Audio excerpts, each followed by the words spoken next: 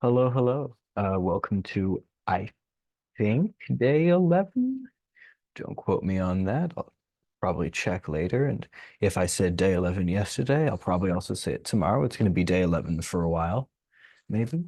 Um, but I'm sort of in another unusual place today. Today, I'm at the Boston Public Library in one of their little conference rooms. I booked it for an hour. Um, I needed to get out of the house. Needed a change of pace. And akin to that change of pace, we're going to have a potential change of project. I think it's important to always be doing the 500 words a day, keep up the habit, but it's okay to kind of spread your mind around. And if something doesn't feel like it wants you to feel for a minute, it's okay to let it sit. I find that having sort of multiple irons in the fire can be kind of helpful. And when you get kind of burned out or bummed out on one thing, you can shift a little bit to the other. So as you can see, right here, I have sort of the start of some ideas for a thing that I've been thinking about for a long time and kind of wanted to write. One of the things about me is I'm actually much more of a genre writer than a literary writer, or like than what would be called like a realistic fiction writer, more accurately. Like I really enjoy surrealism especially, but I also, I write sci-fi and fantasy, and I also tend to write much more short form. Um, my books, when I do write books, tend to be short story collections that are, you know, interconnected or like that have kind of elements that blur between them. Um, when I tend not to actually write sort of long, continuous novels in the traditional way. Even when I have sort of ended up with them, they've often relied heavily on like what I would call vignettes. Um, and so I thought maybe like what we could do today is I could do something that's actually a little more in my usual genre and style, mix it up. So I'll tell you a little bit about what it is that I want to be working on for the next hour or so. Uh, I don't know if anyone has ever seen the movie Zathura, uh, sort of as a sequel to, or sequel in quotes. I don't know the actual status of it, but a sequel to Jumanji. Sort of a similar board game takes over the world movie, but instead of the jungle, Zathura is a board game that sends your house like to outer space as though it was a spaceship. And I'll tell you, I've had some of the time, like, I've played like a tiny make believe in my head that my apartment building is a spaceship, which I know is super like geeky, but there's something sort of fun about it, especially on like cold winter nights. Like it's kind of fun to imagine that you're in this like warm like pocket, drifting through outer space. It's the part of the reason that it like, comes to me so strongly today is that one of my other jobs is I write weekly sci-fi short stories for this online newsletter, and it involved something sort of similar to that. It was like the story of this boy in a spaceship traveling from Earth to Alpha Centauri over the course of like 10 years or what have you. And sort of the fun of the story was that he's in this like kind of spaceship based on, hard sci-fi, modern understanding of technology, like, chemical rockets and you know,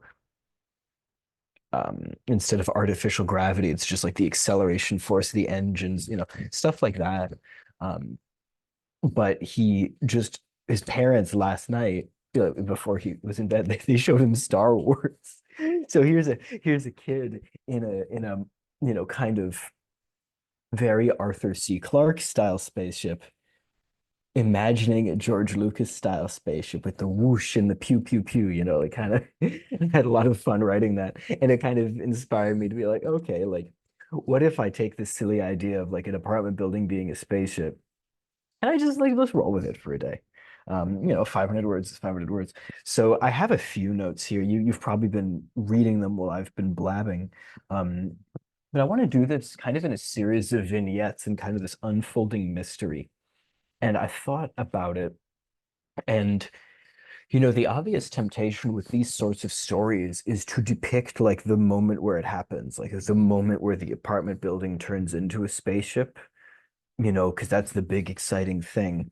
Um, that's sort of the obvious choice. And I think that there's not harm in that choice, but the way I like to approach things is with this slightly less obvious kind of track.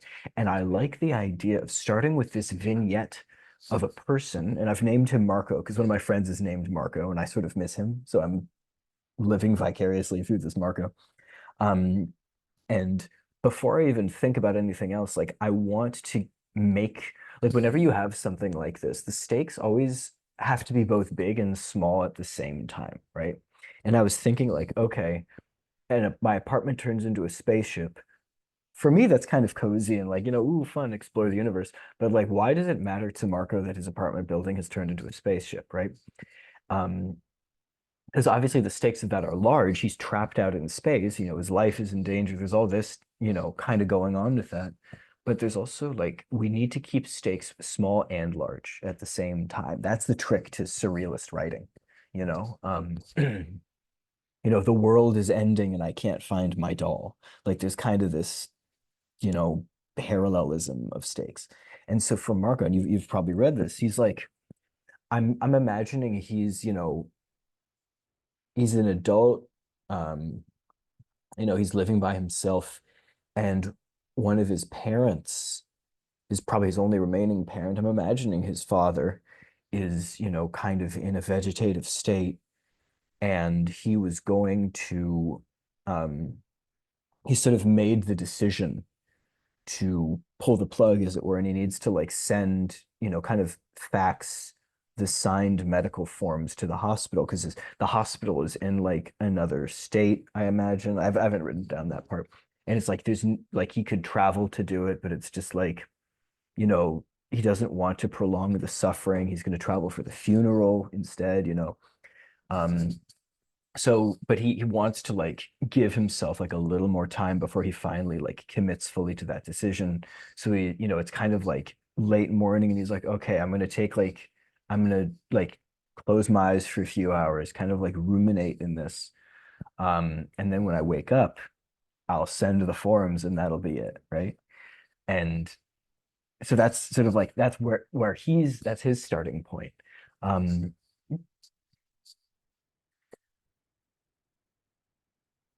and I guess like let me actually really quickly. So I'll put on my word counter. We're aiming for 500. Uh, and we'll see if I continue this past just today. But sometimes it's fun to just like take something and play with it. And with these kinds of stories, like I think voice is really important. And I like the idea of let's start by talking about how Marco experiences it. Marco experiences it like this. On his couch on the day that it happens at 8:45 a.m. Stares at the wall and not on his phone in his hands, in his lap. So like there's a few things that I'm sort of doing here. I want to use language like these first three things, right? These first three like sort of sentence bits, like they're a little weird, right? They don't feel like normal writing. They take you out a little bit, and they're supposed to take you out a little bit. Um, they tell us that something is going on that we don't see yet, right? They make like one of the things you have to do again, you have to make promises when you start stories. And this is a very subtle, or I hope subtle way of making a promise, right? In his lap.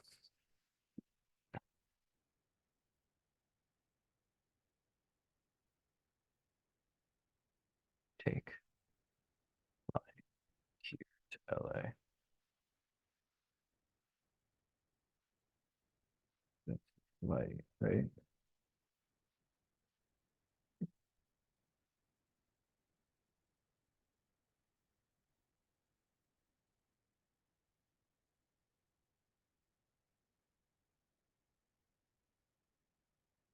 lucky. So I want to like what I'm doing is I want to do some quick like noodle work to kind of get him through the process of deciding not to make this mad rush from Boston, which is where I'm starting this.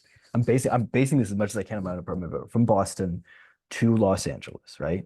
Um, that's like my starting point. I want to kind of blitz him through the process of deciding not to do this. Um, Fried rice, that's a flavor, right? If he's lucky.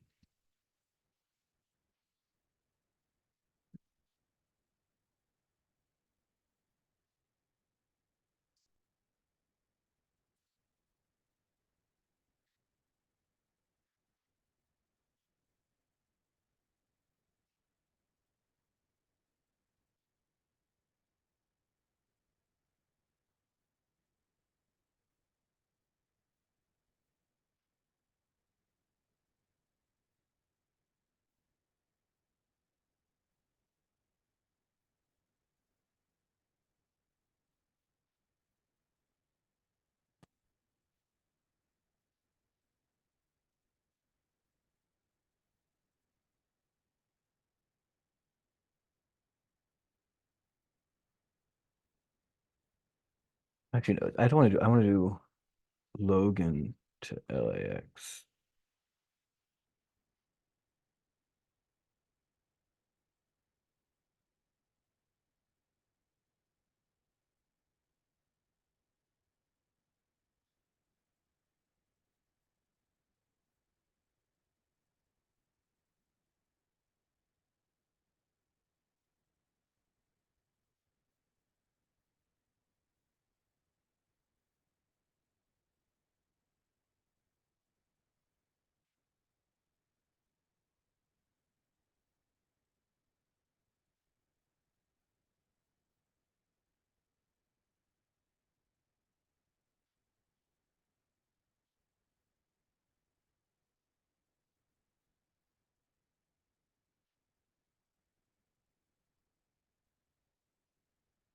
Small.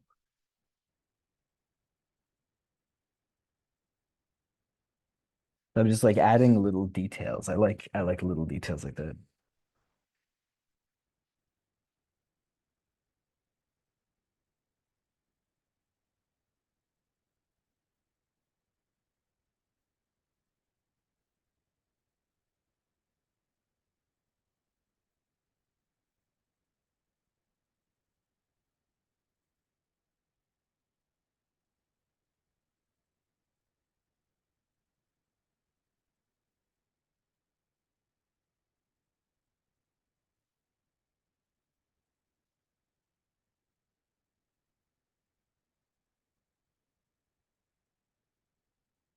So I want to now like I've sort of put like the logistical parts of it in place. I need to establish a little more of the situation, and I want to do something with the fact that like his father, like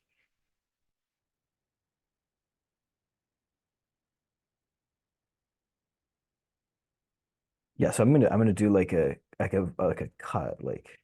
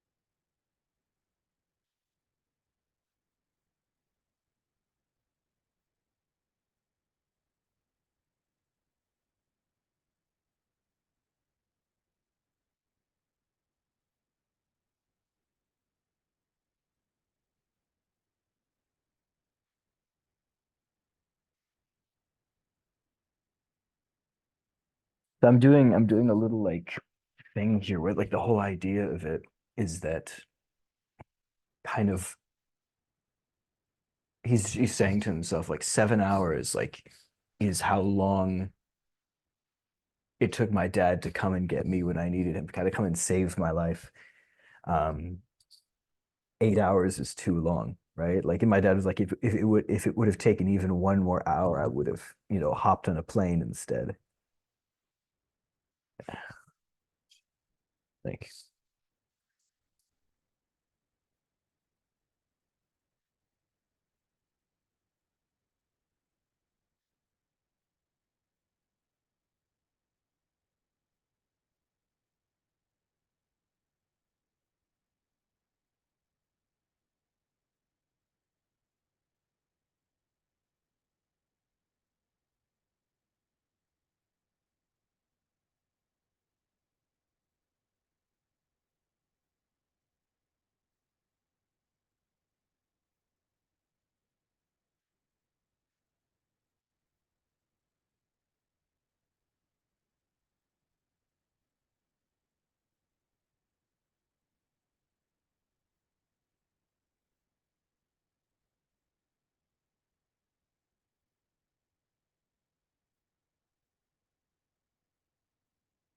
Marco looks.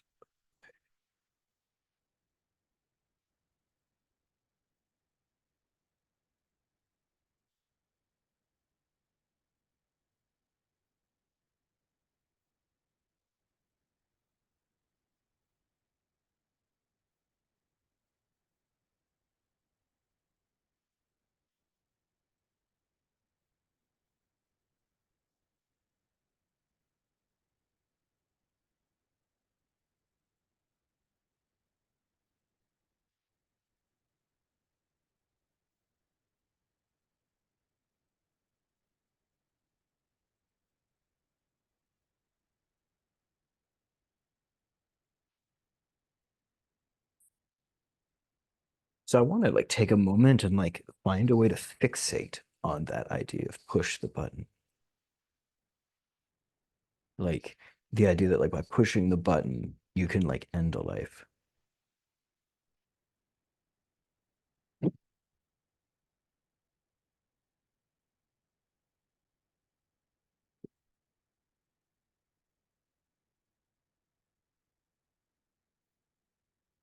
Work that way.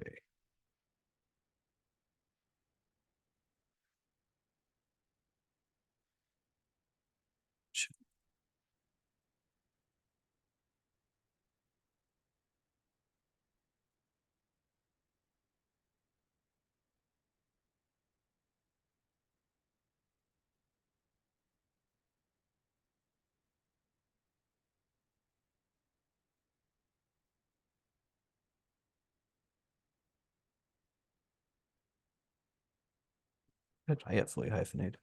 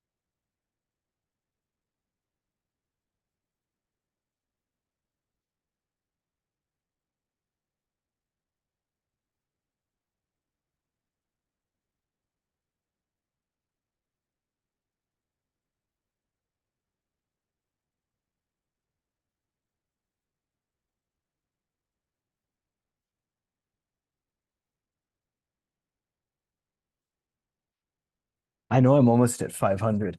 But I want to push through. I'm having fun. I don't know if you can tell that I'm having fun. Um, Sort of the drama of this, right, is that he's gonna like sleep on it. He's gonna send the message um when he wakes up. It's like what he thinks, like he's gonna like take a nap, he's gonna wake up, and by the time he wakes up, he'll have slept for like half an hour or something, you know?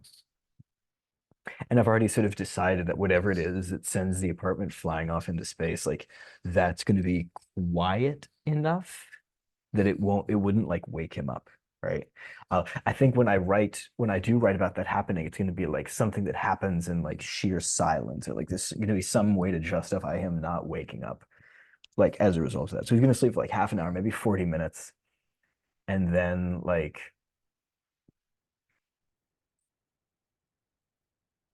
he wakes up and he has because he's now in outer space, he has like no cell signal, right?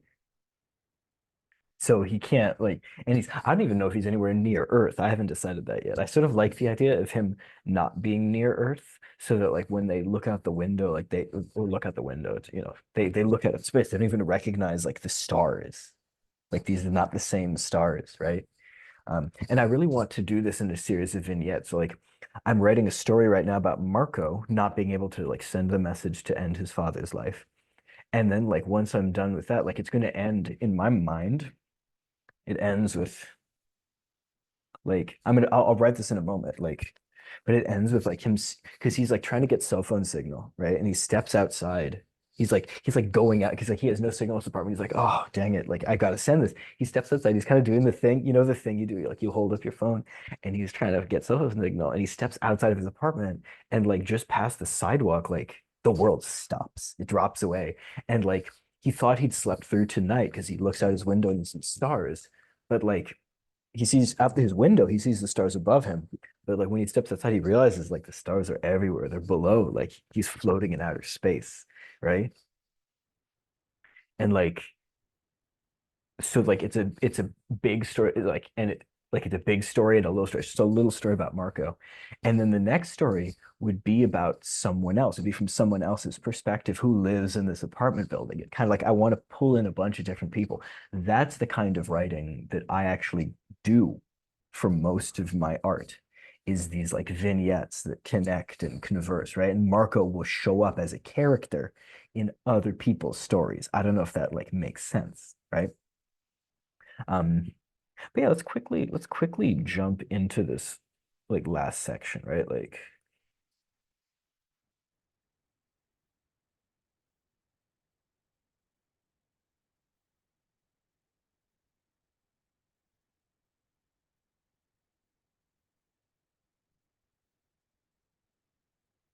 drop away,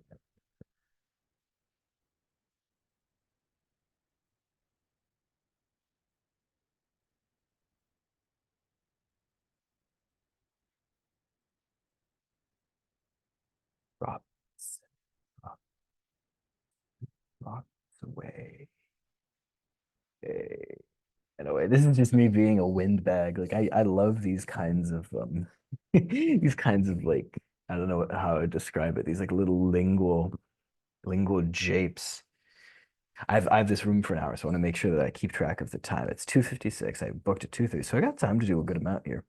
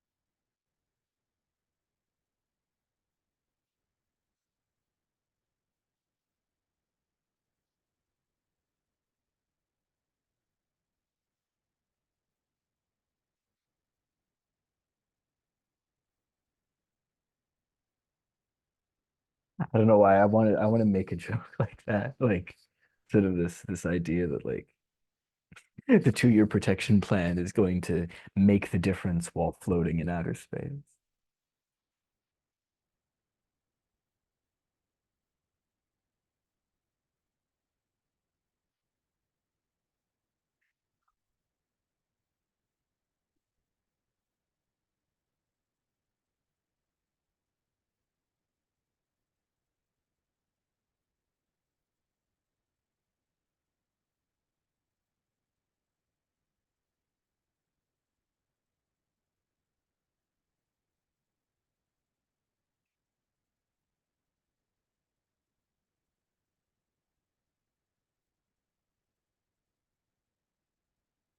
Um,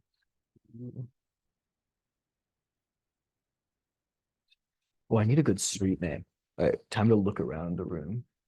I need a good street name. McKim. I'm seeing. Oh, do I like McKim? I do like McKim. McKim.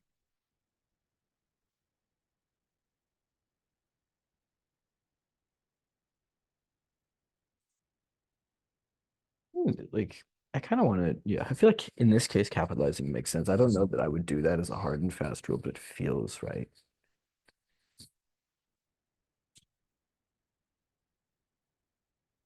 Seen so many of his neighbors all at once.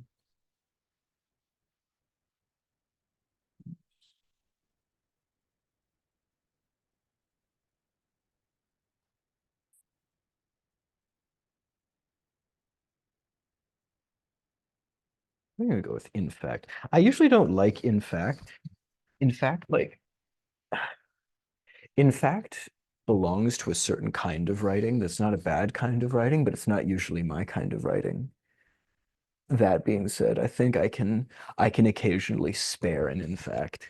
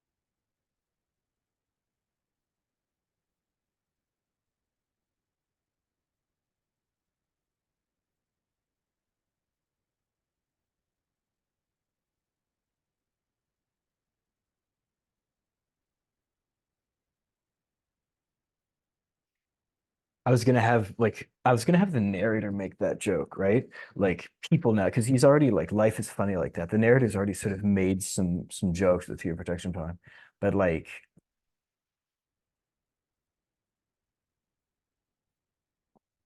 but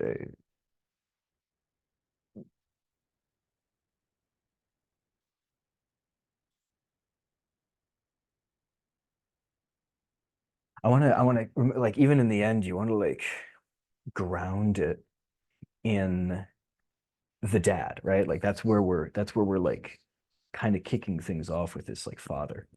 Um, and what we need, like in the ending of this, there's some sort of like arc phrase, right? Like a medically mutated arc phrase. So what like when I say that, what am I talking about? This is, when I teach writing, this is one of the things that I like teach earliest and I teach repeatedly because I'm super annoying.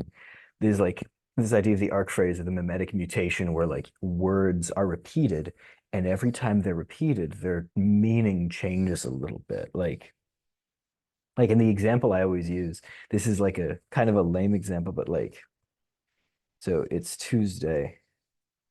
My father died on a Tuesday. I love dead dads. That's what I write about. It's Tuesday. It's actually, I do. I have a lot of dead dads in my writing. Dad, if you're watching this, I hope you're okay. I'm not trying to kill you, I swear. But yeah, it's like it's Tuesday. My father died on a Tuesday. It's Tuesday. This is like, and this doesn't count towards my word count, but I'm using it as a teaching tool. Um, I mean, I'm already way over my word count, but like, so the whole idea of this is like the first time we have the phrase "it's Tuesday," it means something, right? Like it means today is Tuesday. Like it tells you what day it is, you know? Then, my father died on Tuesday. We're adding new information. And then we have a second, it's Tuesday. And I'm telling you, the second it's Tuesday does not mean the same thing that the first one means, right? The context has mutated it. So even though it's exactly the same words, the meaning that it takes on is different, right? Like, so in this case, like what I would, and I'll get rid of this now, what I would want to do is earlier on in this, and we have like a lot of room to establish it, right? This is going to be like a longer short story, but like we'll get through it. Um, Earlier on in this, we're going to have a phrase, and I don't know that I've necessarily like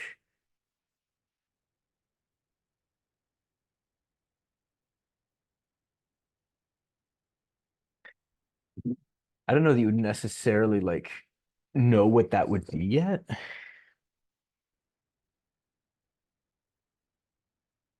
Maybe something like I like the thought.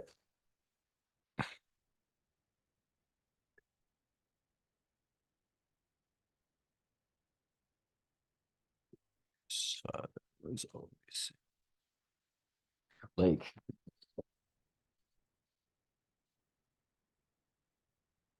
like I don't know. That's an interesting thought for an arc phrase, right? You've got to be there, right? Like, but does that change meaning in the way that I want it to? I'm gonna give that a maybe.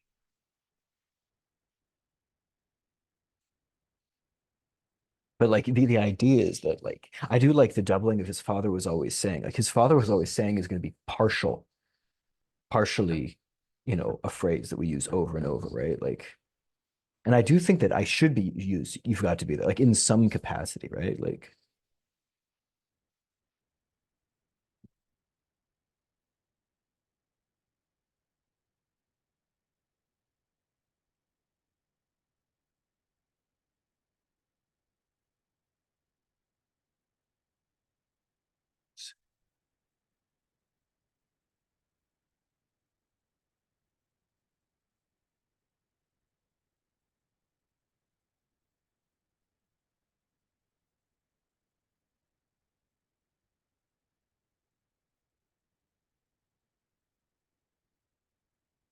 ooh.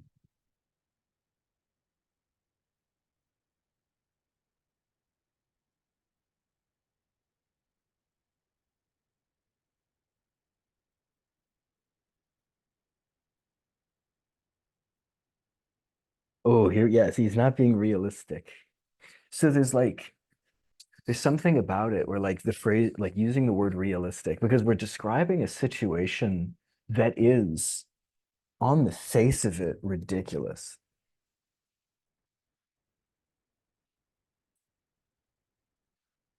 Situation itself is ridiculous, right?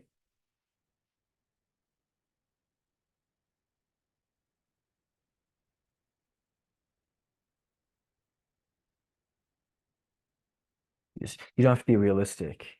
You just have to be there.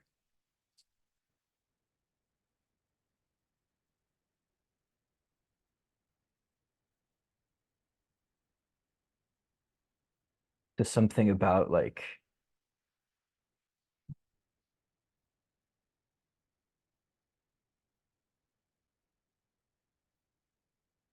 this. That's like a mutation about like what's realistic. And like I almost like the idea that for a minute the reader wonders like, is this really happening? Or is this just like in Marco's head? Like what is the sort of like emotional truth of this, right? Yeah, that's fun. Okay, let's keep going.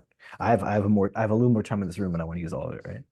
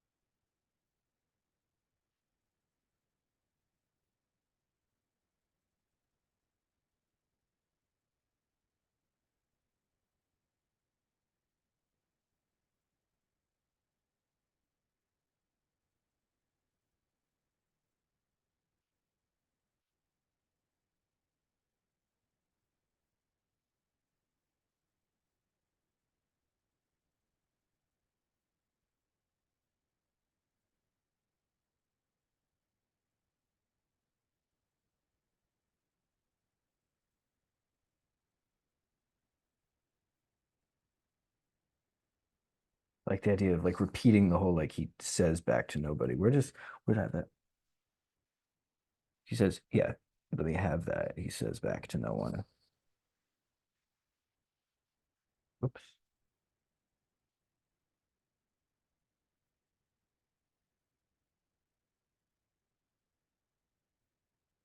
How do I want to continue this? So like, what is it? Let's take a pause and think about what needs to happen. We know where we want to end up. Um, the next thing that needs to happen is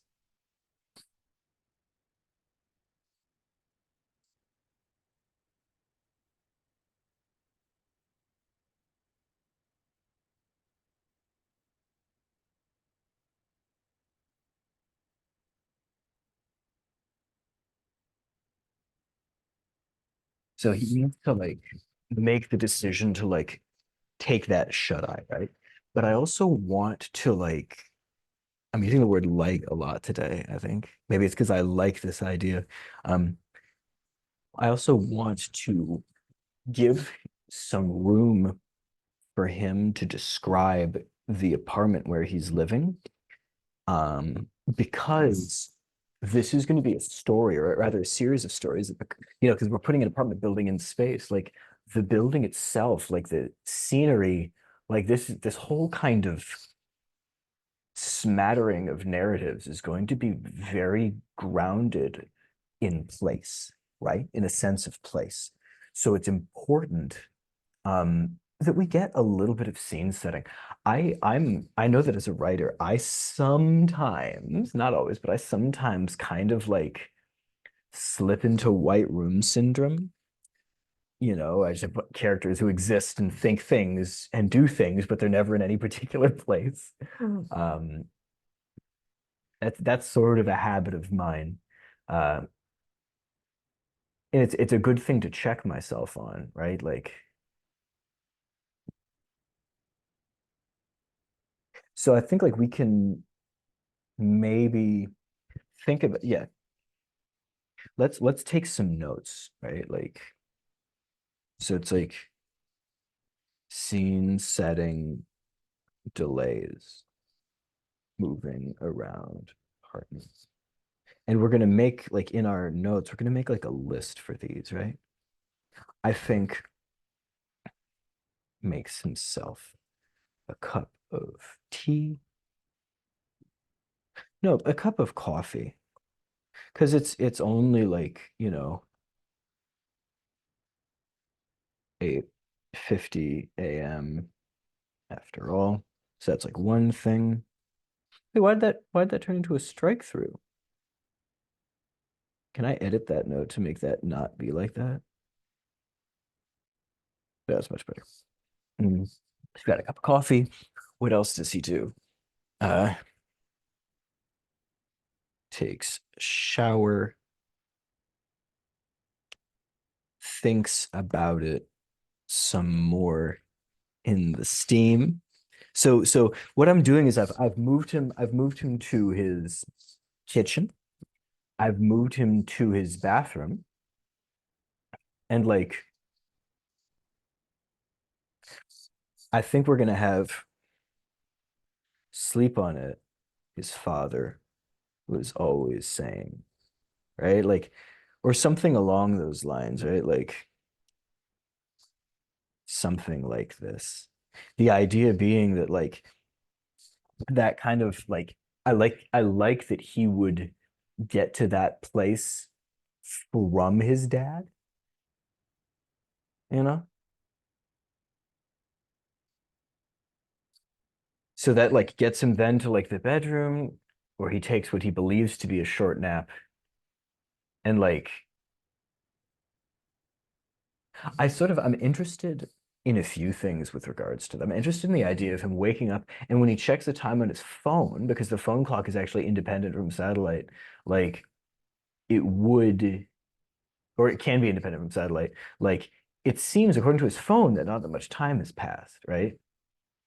So I think, but he looks outside and he sees stars, and it's like, well, you know, something's gone wrong with my phone. Like something's broken. I don't know. Like maybe he doesn't know that phone times are determined by, are they don't work that way. Maybe he doesn't know that. Um, and then like when he sees his alarm clock, something weird's going on, but clearly there are stars, right? So it's like, like but he just kind of he's almost so caught up in because like he thinks he slept through tonight. He thinks it's been more than 8 hours already. Like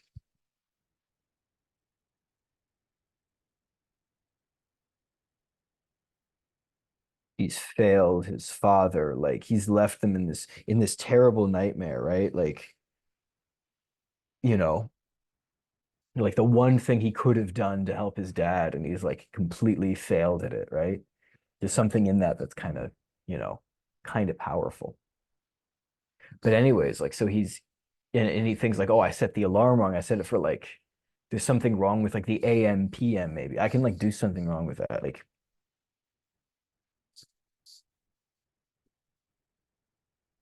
fusion. Like that's kind of the river we have to swim through to get to like the second phase of this, right? But I want to find so we've got him in the kitchen, we've got him in the bathroom, we've got him in the bedroom. Do I need to do anything with the living room?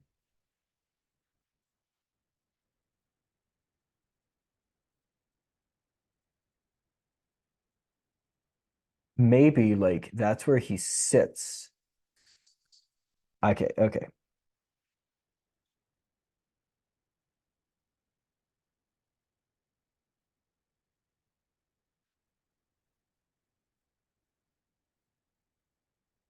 right. Like, and I can use that as an opportunity to like flesh out the space a little more, right? And like maybe another thing is like Off work is another consideration. Maybe his math is wrong. Maybe it would only take 6 hours total. Maybe being a coward. And the idea of maybe he just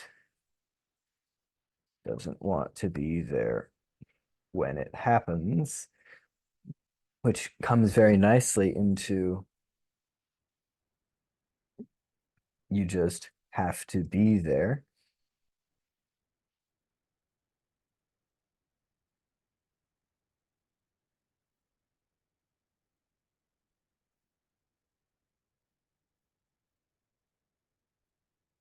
And with regards to that, I am realistic again. Just in this, because like we have that kind of call and response set up, and I want to like find a way to be consistent with it.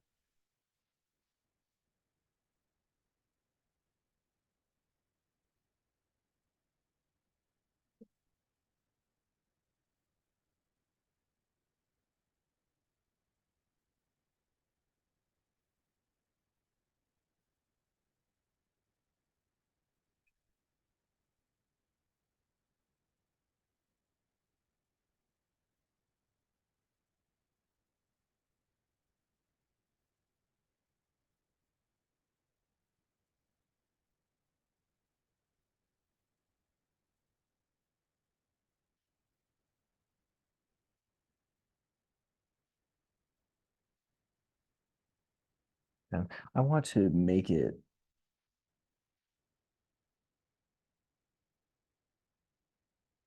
I think I don't need to specify earlier that it's Sunday. We can leave it with that.